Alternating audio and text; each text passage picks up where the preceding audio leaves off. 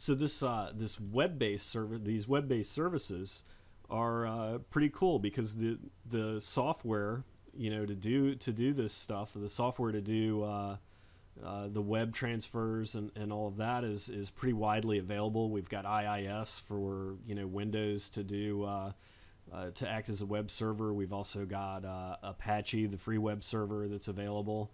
And so I'm using a protocol here, right? I'm making a request using HTTPS or HTTP, which is the web protocol, and then I'm running another protocol on top of that for the web service, and they're either SOAP or REST-based web services, and I'm returning the data as a text file that's human readable. So some of the cool things about this is I can use all the security that's built into the web for my transfers. So just like you would use HTTPS when you go to your bank and it's encrypting the connection between you and your bank server, the same thing can happen here. So my third-party system that needs to talk to my control system can talk over an encrypted channel. So I get that in there, and I also can have the password authentication and all that stuff that's built into here. So I get a lot of bang for my buck. I do a little bit of work to add the stuff on top that I need that's specific to my application, but the rest of this functionality all comes out of the box by using the web-based standards. And also, because my answer is coming over as just a plain text file, it's human readable. I don't need any special tools or anything else. It becomes a lot easier to debug. I can actually go and fire up my client and make the request and read the response and see what's going on, and it's a pretty easy way of exchanging data. And so this has become so popular that actually the next version of OPC, which is OPC UA, which stands for OPC Unified Architecture, is all based on web services. So one of the downsides of the original OPC specification is it's based on Microsoft DCOM. Okay, and so the bad thing about that is these two systems right here have to be Microsoft Windows computers in order to be able to use this DCOM that's built into Windows. Okay, well that's a disadvantage if I want to use a Unix or a Linux server here, or if this is some sort of embedded device that I want to be able to talk to through OPC. I can't do that because it has to be there has to be Microsoft DCOM in a Windows-based computer here somewhere. So the new OPC UA frees me from that by using these web standards as the underlying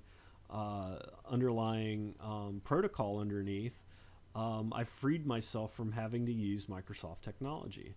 And also, just like we talked about in the previous slide, the security encryption standards are built in because we're using the web standards. So I get that basically for free.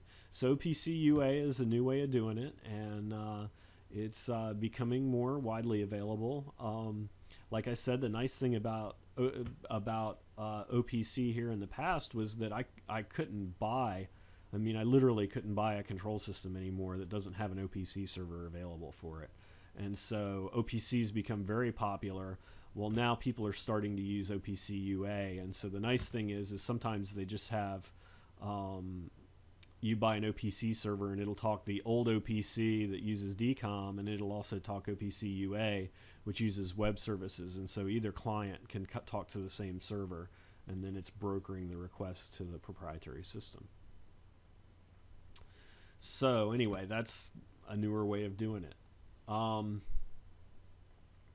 Now, I would be remiss if I didn't discuss cybersecurity here, right? And this is one of the things that people have become very concerned about because I'm now exposing my energy management system in some way to the outside world.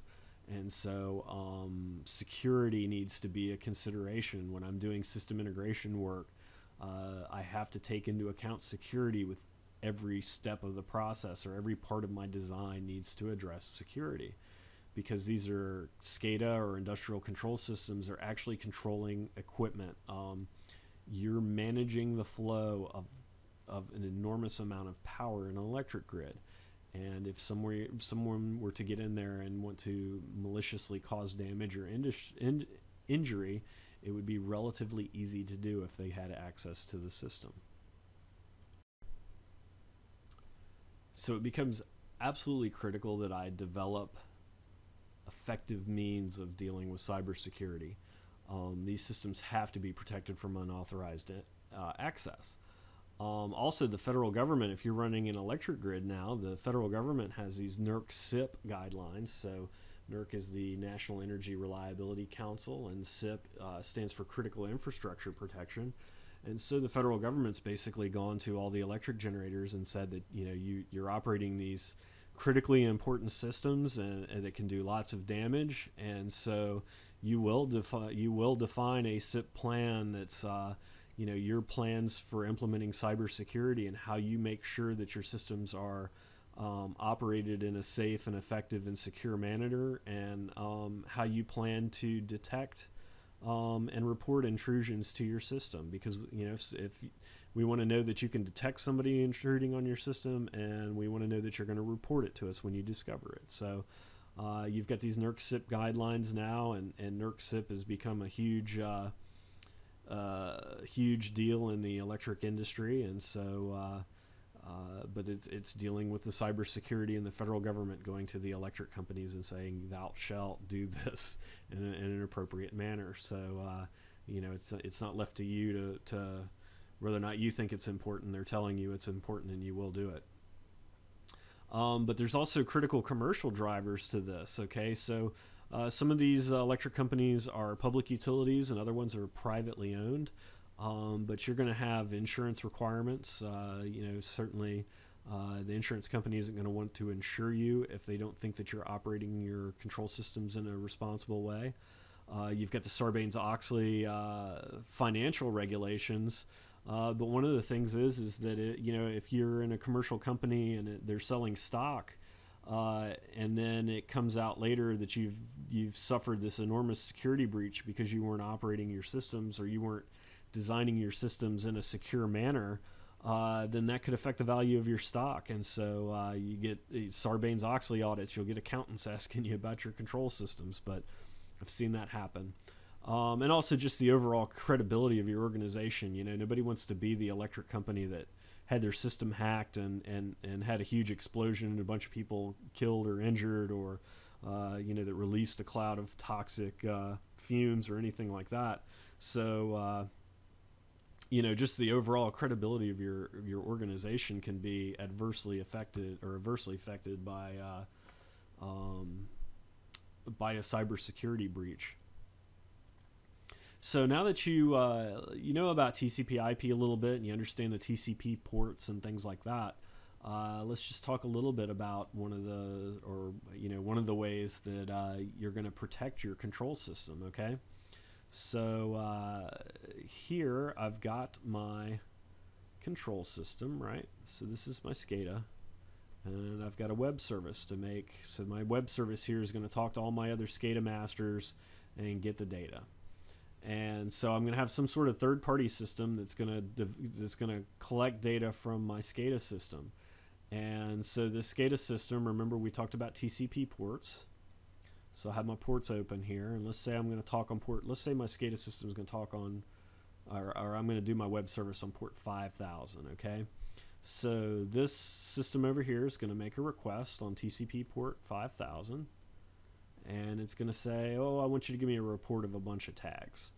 All right. Well, what I'm going to do is I'm going to put a firewall between my control system and the rest of the world. And this firewall is going to say, I only want this computer at this address to be able to talk to that computer at that address. And furthermore, I only want them to talk over port 5000. Okay. And so now if I've got another computer here on my network and somebody wants to get to this server, the firewall is going to block them, because it's going to say you're not the computer that I've been told to allow to talk. Okay, and so this, right here you're controlling access. Now the other thing you can do with the firewall, not all systems do this, but there's something called deep packet inspection. Okay, and so what this is this could be a firewall that is aware of the protocol that I'm talking. And so we talked about Modbus before. If I was using Modbus here, and I'm not for this particular one, I'm talking about a web service, but if these two systems say we're talking Modbus, I can actually purchase firewalls that understand the Modbus protocol, and we'll actually look at the packets of data that are coming across this firewall to make sure nothing malicious is happening. And so that's using deep packet inspection, and that's a pretty advanced way of doing this. But at the most fundamental level, I'm doing TCP ports, and I'm saying this system only is allowed to talk to this system only, and through my firewall. And so anybody else can't get to my system directly. And so what I'm doing now is I can get the data to this third-party system that can put it in some sort of a data mart, and then all my users can connect to that data mart, and they can get the data, and so they can find out if this is an engineer here. Let's say this is an engineer, and he's implementing the next version of our system, or the next iteration of our electric grid, and so he needs to get some capacity information. He needs to do some capacity planning to know how long to, or how big to make a transmission line or something like that. He can go get to the data, the historical data, without ever physically having to touch my control system. So I've given him the data, but I've protected my assets, and I've done that using a firewall. So this is just one of the ways, but like I said, cybersecurity becomes vitally important.